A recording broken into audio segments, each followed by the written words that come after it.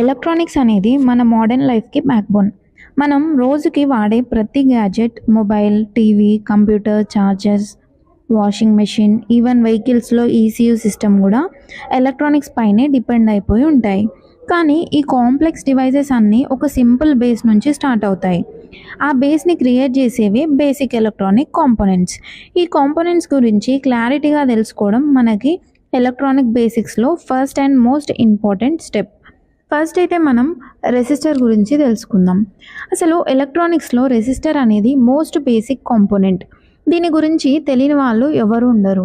ఎందుకంటే రెసిస్టర్ లేకుండా 90% వరకు ఏ సర్క్యూట్లు ఉండవు కాబట్టి. రెసిస్టర్ మనం యూజ్ చేస్తున్నాం. కానీ ఎందుకు యూజ్ చేస్తున్నామో చూద్దాం. మీరు ఇప్పుడు ఒక ఎల్ఈడిని బ్లింక్ చేయాలి అనుకుంటున్నారు. ఆ ఎల్ఈడి కెపాసిటీ 2 వోల్ట్స్ మాత్రమే. మన దగ్గరేమో 5 వోల్ట్స్ బ్యాటరీ ఉంది. డైరెక్ట్ బ్యాటరీకి ఆ ఎల్ఈడిని కనెక్ట్ చేస్తే ఎల్ఈడి అనేది బర్న్ అవుతది. లేదంటే డ్యామేజ్ అయితది.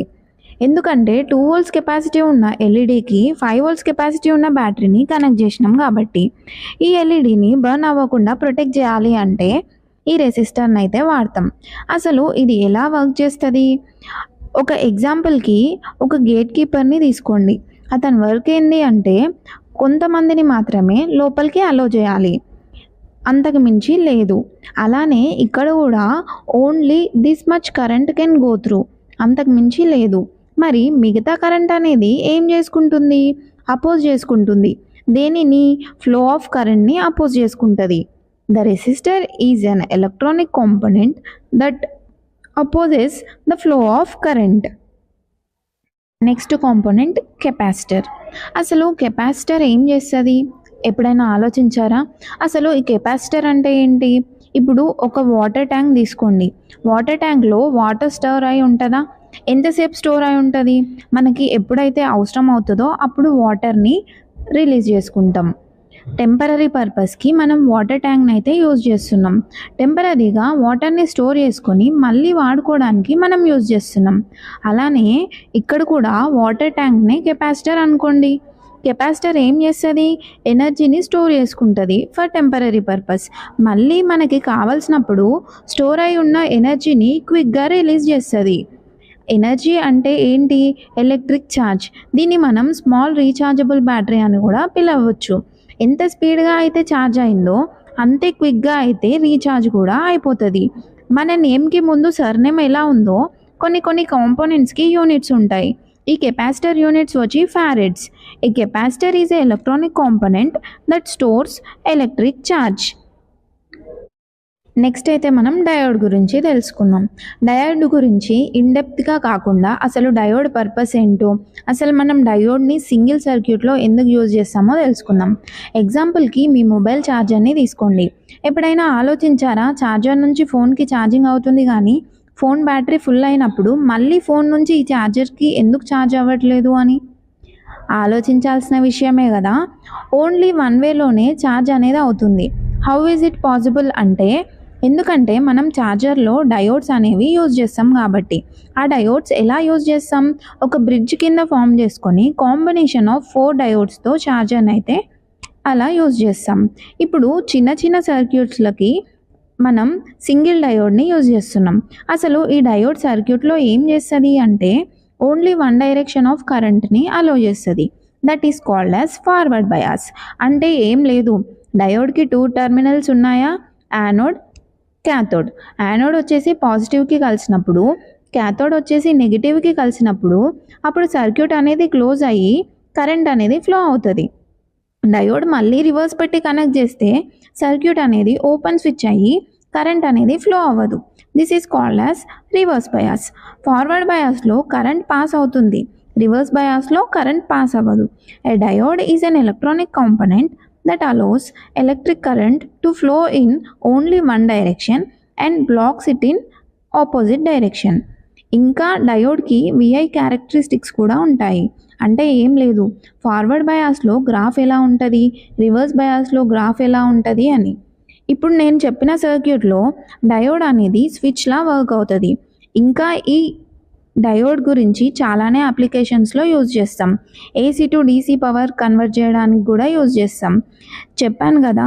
4 కాంబినేషన్స్ ఆఫ్ డయోడ్ బ్రిడ్జ్ అని చెప్పుకుంటూ వెళ్తే డయోడ్ గురించి చాలానే ఉంది. మనకి కొంచెం బేసిక్స్ తెలిస్తే సరిపోతుంది. ఇప్పుడైతే మనం ట్రాన్సిస్టర్ గురించి తెలుసుకుందాం. ట్రాన్సిస్టర్ అంటే ఒక సెమీకండక్టర్ డివైస్. ఇది యాంప్లిఫైయర్ మరియు స్విచ్ లాగా వర్క్ చేస్తుంది. దీన్ని మనం 3 లెగ్స్ హీరో అని పిలుస్తాం. ఎందుకంటే దీనికి ఎమిటర్, బేస్, కలెక్టర్ అని 3 టెర్మినల్స్ ఉంటాయి. ఎమిటర్ కరెంట్ని రిలీజ్ చేస్తుంది, కలెక్టర్ కరెంట్ని కలెక్ట్ చేస్తుంది, బేస్ స్మాల్ కంట్రోల్ గేట్ లాగా పనిచేస్తుంది. బేస్లో చిన్న కరెంట్ అప్లై చేస్తే కలెక్టర్ నుండి ఎమిటర్కి పెద్ద కరెంట్ ఫ్లో అవ్వడానికి ట్రాన్సిస్టర్ అలో చేస్తుంది. ఇప్పుడే దీని మ్యాజిక్. యాంప్లిఫైయర్ లాగా సౌండ్ని లౌడ్ చేస్తుంది, స్విచ్ లాగా ఆన్ లేదా ఆఫ్ కంట్రోల్ చేస్తుంది. మొబైల్ సౌండ్ నుంచి కంప్యూటర్ బ్రెయిన్ వరకు అన్నీ ట్రాన్సిస్టర్ మీద డిపెండ్ అయిపోయి ఉంటాయి. సో గుర్తుపెట్టుకోండి, ట్రాన్సిస్టర్ అంటే 3 లెగ్స్తో ఒక చిన్న డివైస్, కానీ ఎలక్ట్రానిక్స్ వరల్డ్కి పెద్ద హీరో. ఇప్పుడైతే మనం ఐసీ గురించి తెలుసుకుందాం. ఐసీ అంటే ఇంటిగ్రేటెడ్ సర్క్యూట్. ఎలక్ట్రానిక్స్లో ఐసీ అనేది అందరికీ తెలిసిన విషయమే. ఐసీ ఫుల్ ఫామ్ తెలుసు, కానీ అది ఏం చేస్తుందో తెలీదు. ఇంతకీ ఐసీ ఫుల్ ఫామ్ ఏంటి? Integrated circuit. ఇది ప్రతి పీసీబీ బోర్డులో ఎందుకు యూజ్ చేస్తారు? ఎందుకంటే పీసీబీ బోర్డు యొక్క సైజ్ తగ్గించడానికి యూజ్ చేస్తాం. ఐసీ యూజ్ చేస్తే పీసీబీ బోర్డ్ సైజ్ తగ్గిపోతుందా?